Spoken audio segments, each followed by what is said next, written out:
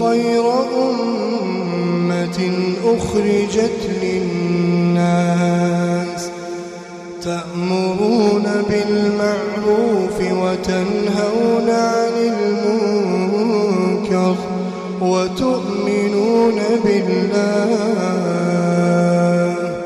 ولو آمن أهل الكتاب لكان خيرا لهم منهم المؤمنون وأكثرهم الفاسقون. بسم الله الرحمن الرحيم. الحمد لله رب العالمين وصلى الله وسلم وبارك على نبينا محمد وعلى آله وصحبه أجمعين. قال المؤلف رحمه الله فيه مسائل. محترم أرنو مصنف رحمه الله یو مجتهد عالم دی چې کله د یو مسلې لپاره باب راوړي په هغې کې نصوص راوړي، قرآني آیتونه راوړي، نبوي حدیث راوړي، د هغې نه وروسته چې کوم اجمالي مسایل د دې نصوصو نه مستنبط کېږي نو دا مصنف رحمه الله په یو جدا عنوان سره راوړي چې هغې ته عنوان دی فيه مسائل. دا عنوان ورته ږدي وایي په دې کې مسایل دي. الأولى تفسير قوله لا تقم فيه أبدا.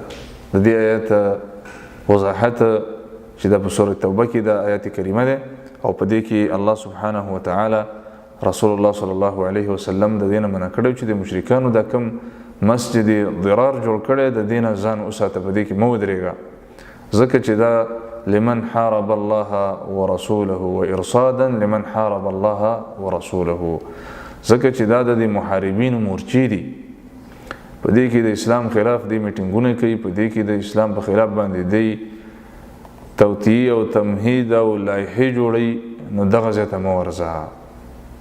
او مناسبت د باب سره دا و چې څنګه رسول الله صلی الله علیه وسلم الله سبحانه وتعالی د مسجد ضرار نه منع کړی، ځکه چې هغې کې د الله د رسول د خلاف مورچې وي، نو هغه ځایونه چې کوم د غیر الله دپاره پکې ذبح کېږي دا خو هم د الله د توحید خلاف مورچې دي، دلته به نه ورځي اگر که ته وایې چې زه د الله دپاره پکې ذبح کوم. دویمه خبره پکې دا ده چې ان المعصیة قد تؤثر في الارض وكذلك الطاعة. ګناه په یو ځای کې اثر کوي، همدارنګه عبادت هم په یو ځای کې اثر کوي. لکه اوس په جومات کې مسجد کې مونځ بهتره دی، وجه دا ده چې هلته عبادتونه کېږي، د دې د وجې نه په زیارتونو، خانقاګانو، پیرانو، مریدانو، بزرګانو ته چې کوم ځای کې ذبح کېږي د دغه ځای نه به نه ورځي، دلته به ذبح د الله دپاره هم نه کوې، دغه ځای نه به هجران کې هجران. درېیم دا چې استفصال المفتي اذا احتاج الى ذلك. کله چې سړی فتوا ورکوي نو ډایرک باید راخلاص نشي، بلکې دغه سوال کوونکي نه پوره معلومات وکړي چې د پوښتنې په ځان حقیقت باندې ځان پوه کړي. ځکه رسول الله صلی الله علیه وسلم ته پوښتنې وکړي چې آیا دلته خو د جاهلیت په وخت کې بوت نه و، آیا دا خو جاهلانو خو دلته اخترې نه کولې، د دې لپاره چې مسله واضحه شي نو بیا ورته اخره کې حکم بیان کړي چې اوفي بنذرک، اوس د نظر پوره کړه. پنځمه خبره دا ده چې ان تخصیص البقعة بالنذر لا بأس به اذا خلا من الموانع. لکه سړی یو ځای خاص کولی شي د نظر دپاره چې زه به پلانکي کلي کې مال العلومه د فقیرانو دپاره ذبح حکومه د الله دپاره په فقیرانو بیا خورم، دا باک نه کوي. خو چې کله دغه موانع پکې نه چې دغه ځای کې د غیر الله ذبح نه کېږي، د غیر الله دپاره پکې عبادتونه نه کېږي. شپږمه خبره پکې دا ده چې المنع منه اذا كان فيه وثن من اوثان الجاهلیة ولو بعد زواله. همدغه رنګه دالته به نظر نه کېږي په کوم ځای کې چې د غیر الله دپاره عبادتونه کېږي، بوتان پکې وي، اگر که بوتان پکې فی الحال نه وي خو چې مخکې پکې تیر شوي همدغه کار به نه کوې، نه به ورځې. همدغه رنګه المنع منه اذا كان فيه عید من اعیادهم ولو بعد زواله. که د مشرکانو یهود نصاراو په کوم ځای کې اخترې کول ته راجمع کېدل، هلته به اختر ته هم نه ځي. وجه دا چې پوره فرق دی راشي د الله بین عباد الله و بین عباد الشیطان، چې د الله د بندگانو د شیطانانو د بندگانو په مابینځ کې فرق راشي، ځکه چې دا فرق مهم او مطلوب دی، په دې باندې فیصلې کېږي. دارنګ خبره پکې بله فقهي خبره دا ده چې انه لا يجوز الوفاء بما نذر في تلك البقعة لانه نذر معصیه. که چا په داسې ځای کې نظر وماني چې زه به خامخا په بابا چې کوم ځای کې پروت دی هلته به د الله دپاره ذبح کوم، دا نظر به نه پوره کوي. وجه دا ده چې دې ګناه ده.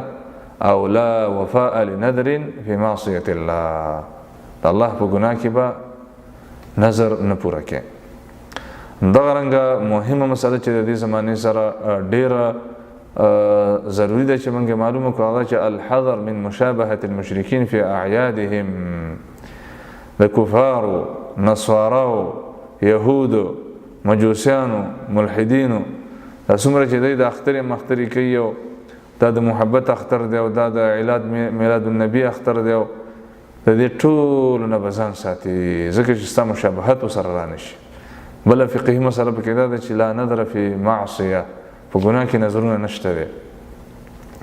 او بله مسله پکې دا ده چې لا نظر لابن آدم فيما لا یملک، چې انسان څه اختیار نه لري د یو شي په هغې کې نظر نشته دی، هغې کې په ده باندې نظر واجب نه دی چې نظر پوره کړي. دا مختلفه او مختصر مسائل وته په دې باب سره چې تعلق لري موږ ذکر ک په جدا عنوان کې چې فيه مسائل.